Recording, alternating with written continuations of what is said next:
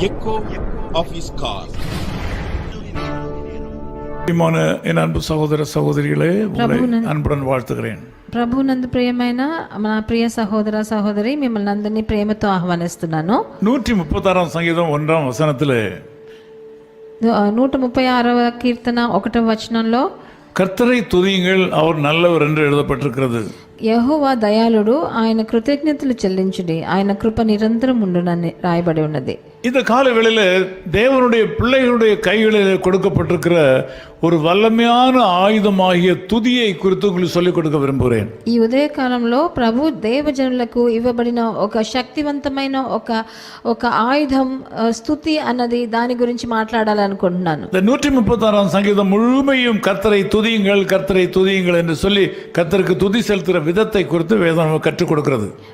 136వ కీర్తన మొత్తం దేవుని స్తుతించండి అని రాయబడి ఉన్నది మనం చూస్తాం. இந்த துதி என்கிற வார்த்தையின் சரியான அர்த்தத்தையும் அதை பயன்படுத்த வேண்டிய விதத்தையும் உலகத்தில் உள்ள சாதாரண மக்கள் அறியவே மாட்டார்கள்.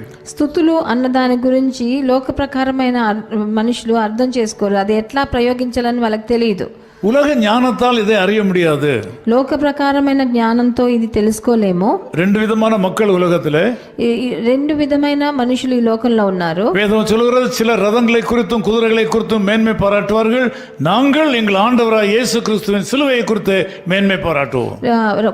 కొంతమంది రథాల గురించి, వాళ్ళ గుర్రాల గురించి వాళ్ళు హెచ్చుగా అనుకుంటారు, కానీ మేము మా ప్రభు అయిన యేసుక్రీస్తు నామమును బట్టే మేము ఘనతనిస్తామని.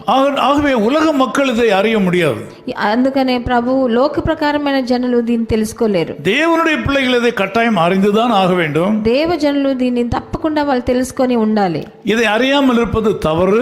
దీన్ని తెలుసుకోకుండా ఉండడం చాలా పెద్ద తప్పు. கிறிஸ்தவத்தில் கூட சில குறிப்பிட்ட பிரிவினர்கள் இந்த துதி செலுத்துதல் தங்களுக்கு சொந்த சொத்து என்று நினைத்து பேசிக் கொண்டிருக்கிறார்கள்.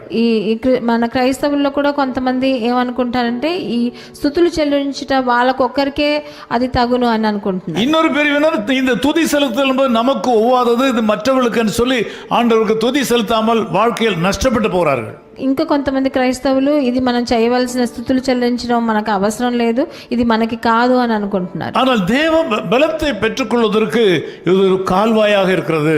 ఇది దేవుని శక్తిని మనం పొందాలంటే స్తుతులు చెల్లించుట ఎంతో ముఖ్యమైనదిగా ఉంది. நீங்கள் అసాధారణమైన ఆశీర్వాదాలను పెట్టుకొள்வதற்கு துதி செலுத்துவதுதான் வழி. మీకు అసాధారణమైన ఆశీర్వాదాలు కావాలంటే మీరు స్తుతులు తప్పకుండా చెల్లించాలి. இது தேவ கட்டளை.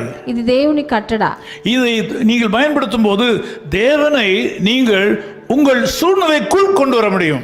ఇది మీని ప్రయోగించినప్పుడు మీ పరిస్థితి లోపలికి ప్రభువుని మీరు తెచ్చుకోవచ్చు. நீங்கள் உண்மையாய் ஆண்டவருக்கு துதி செலுத்தும் போது ஆண்டவரை செயல்பட வைக்கிறது உங்களுக்காக. మీరు నిజంగా ఆత్మార్థంగా మీరు స్తుతులు చెల్లించినప్పుడు ప్రభువుని మీరు ఏ పని మీకు చేయాలో అది చేయిస్తారు. మీరు இந்த ஸ்தோத்திரம் என்று சொல்கிற வார்த்தையானது, స్తోత్రం అని చెప్పే మాట இயேசு கிறிஸ்துவுக்கு மாத்திரமே உரித்தானது. అది ప్రభువైన యేసుక్రీస్తుకు మట్టుకే తగును. எந்த மனிதருக்கும் வேறு எந்த தெய்வ அவதாரங்களுக்கும் அது உரித்தானது அல்ல. ఏ మనుషులకో ఏ అవతారాలకో దైవ అవతారాలకో ఇది తగదు. நீங்கள் ஒரு நபரை பார்த்து ஸ்தோத்திரம் என்று சொல்லும்போது, ఒక మనిషిని చూసి మీరు స్తోత్రం అని చెప్పినప్పుడు, என்னையா இவர் ஸ்தோத்திரம் ஸ்தோத்திரம் என்று சொல்கிறார்கள், அர்த்தம் இல்லாமல் பேசுகிறார்கள் என்று சிலர் நினைப்பார்கள். మనుషులు ఏంటి స్తోత్రం స్తోత్రం అని అంటున్నారని అర్థం లేకుండా మాట్లాడుతున్నారు అనుకుంటారు. நீங்கள் யாரையாவது பார்த்து ஸ்தோத்திரம் என்று சொல்லும்போது, మీరు ఎవరినైనా చూసి స్తోత్రం అని చెప్పినప్పుడు, அல்லது ஆகாரத்தை சாப்பிடும்போது ஸ்தோத்திரம் என்று சொல்லும்போது, మీరు ఒక ఆహారం తినేటప్పుడు స్తోత్రం అని చెప్పి, அல்லது ஒரு கஷ்டம் வரும்போது ஸ்தோத்திரம் என்று சொல்லும்போது, మీకు ఒక కష్టం వచ్చినప్పుడు స్తోత్రం అని చెప్పి, அது இயேசு கிறிஸ்துவுக்கே உரித்தானதாக இயேசு கிறிஸ்துவுக்கு நாம் చెల్లుகிறது. ఇది ప్రభువైన యేసుక్రీస్తుకే సంబంధించింది, ఆయనకే అది మనం చెల్లిస్తున్నాం. பல வருஷங்களுக்கு முன்னதாக என்னுடைய வாழ்க்கையில் ஒரு பெரிய பொருளாதார தேவை ஏற்பட்டது. ఎన్నో సంవత్సరాల ముందు ఒక ఆర్థిక సమస్య నాకు వచ్చింది. நான் எந்த விதத்தில் சம்பாதித்து அதை உண்டாக்க முடியாத அளவுக்கு பெரிய காரியமாக இருந்தது. అది నేను ఎట్లా సంపాదించినా అంత పెద్ద రొక్కం నేను తీసుకోలేను. பேங்க் லோன் கிடைக்காமல் போய்விட்டது. బ్యాంక్ లోన్ నాకు దొరకలేదు. நண்பர்கள் யாரும் உதவி செய்ய முடியாத நிலையில் மாறிவிட்டார்கள். నా స్నేహితులు ఎవరు అంత పెద్ద సొమ్ము నాకు ఇచ్చే అంత తాహత్వాకులే. நான் ஒரு நாள் காலையில இந்த பிரச்சனை வந்தது. எனக்கு மத்தியானத்துக்குள்ளாக ஒரு பெரிய தொகையை ஒருத்தருக்கு கொடுத்தாக வேண்டும். పొద్దున ఒకరోజు పొద్దున నాకు తెలియవచ్చింది మధ్యాహ్నంలోకి చాలా పెద్ద అమౌంట్ లేకపోతే అంత డబ్బులు నేను రెడీ చేయాలని. எனக்கு வேற ஒரு வழியும் தெரியவில்லை. నాకు వేరే ఏ దారి తెలియలేదు. என்னுடைய அறைக்குள் சென்றேன். నా రూమ్ లోకి వెళ్ళాను. நான் ஜெபம் பண்ண எனக்கு வார்த்தையே வரவில்லை. ఆ గదిలోకి వెళ్ళి నేను ఏం మాట్లాడాలో ప్రార్థన చేయాలో నాకు నా నోట మాట రాలేదు. எந்த வார்த்தையை சொல்லி ஜெபம் பண்ணுவதுன்னு சொல்லி எனக்கு தெரியவில்லை. ఏ మాట చెప్పి నేను ప్రార్థించాలో నాకు అది తెలియలేదు. ஆகவே சரியாக ஏறக்குறைய 3 மணி நேரம் ஜெபிக்க வார்த்தை இல்லாதனால ஸ்தோத்திரம் ஸ்தோத்திரம் ஸ்தோத்திரம் ஸ்தோத்திரம் என்று சொல்லிக்கொண்டே இருந்தேன். నేను 3 గంటల సేపు ఏం చెప్పి ప్రార్థించాలో తెలియకుండా స్తోత్రం స్తోత్రం స్తోత్రం అని 3 గంటల సేపు చెప్పాను. இதை என்னுடைய போதகர் மூத்த போதகர் பாஸ்டர் சுந்தரம் அவர்கள் எனக்கு கற்றுக் கொடுத்தார்கள். నాకు మా సీనియర్ పాస్టర్ అయిన పాస్టర్ సుందరం గారు ఇది నాకు నేర్పించిన. ஜெபம் பண்ண முடியாவிட்டால் நீ முழங்கால் என்று ஸ்தோத்திரம் ஸ்தோத்திரம் என்று சொல்லி கொடுத்தார். నీకు ప్రార్థన చెయ్యలేనప్పుడు నీ మోకాళ్ళ మీద నిలబడి స్తోత్రం స్తోత్రం స్తోత్రం అని చెప్పు అని నేర్పించారు. ஏறக்குறைய 3 மணி நேரத்துக்கு பிறகு 3 గంటల తర్వాత என்னுடைய கதவை தட்டுற சத்தம் கேட்டது. என்னுடைய வீட்டில் నా తలుపు ఎవరో తట్టారు. நான் కதவை திறந்தேன். నా గది తలుపు తెరిచాను. நீங்கள் ఆశ్చర్యపడుவீர்கள். మీరు ఆశ్చర్యపడతారు. அந்த நாளிலே ఆ రోజు நான் யாருக்கு నేను ఎవరికి எவ்வளவு பணம் கொடுக்க வேண்டுமோ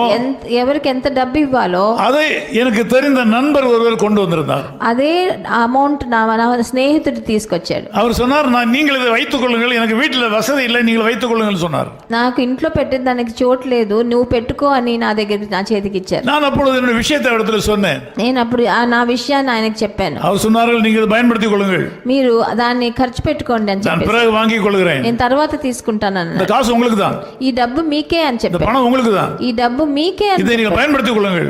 మీరు ఖర్చు పెట్టుకోండి అని చెప్పి. நல்ல வேளை யாராவது ஒருத்தர் எடுத்துக்கொண்டு போய் விடுகிறது தவிர இயேசுநாதருக்கு பயன்படுகிறது என்று சொல்லி அவர் மகிழ்ச்சியோட அதை கொடுத்து விட்டு போனார். నా దగ్గర ఉంటే ఎవరైనా తీసుకెళ్లిపోతారు, మీ దగ్గర ఉంటే అది ప్రభు అయిన యేసుక్రీస్తుకి ఉపయోగపడుతుందని నా దగ్గరికి ఇచ్చారు. அதை கொடுத்தவர் இன்றைக்கும் உயிரோடு இருக்கிறார். అది ఇచ్చిన మనిషి ఈ రోజు కూడా జీవిస్తున్నాడు. அவரும் இந்த செய்தியை பார்த்து கொண்டு தான் இருப்பார். ఆయన కూడా ఈ నా వచనాన్ని చూస్తుంటాడు. அன்பு சகோதரனே சகோதரியே, ప్రియ సహోదర సహోదరి, துதி ஸ்தோத்திரம் என்று சொல்லப்படுவது பயங்கரமான வல்லமை உள்ளது. స్తుతి స్తోత్రం చెల్లించడం అన్నది ఎంతో భయంకరమైన நீங்க ఆయుధం. ஸ்தோத்திரம் சொல்லிக்கொண்டே இருங்கள். మీరు స్తోత్రం స్తుతి అని చెప్తూనే ఉండండి. Praise the Lord, praise the Lord, praise the Lord சொல்லிக்கொண்டே இருங்கள். Praise the Lord, praise the Lord, praise the Lord అని చెప్తూ ఉండండి. சாப்பிடும்போது சொல்லுங்கள், అన్నం తినేటప్పుడు చెప్పండి, நடக்கும்போது சொல்லுங்கள், నడిచేటప్పుడు చెప్పండి, கவலைப்படும்போது சொல்லுங்கள், బాధపడేటప్పుడు కూడా தூங்கும்போது சொல்லுங்கள், నిద్రపోయేటప్పుడు కూడా எந்த చెప్పండి. நேரத்திலும் சொல்லுங்கள். ఏ సమయంలోనా చెప్పొచ్చు.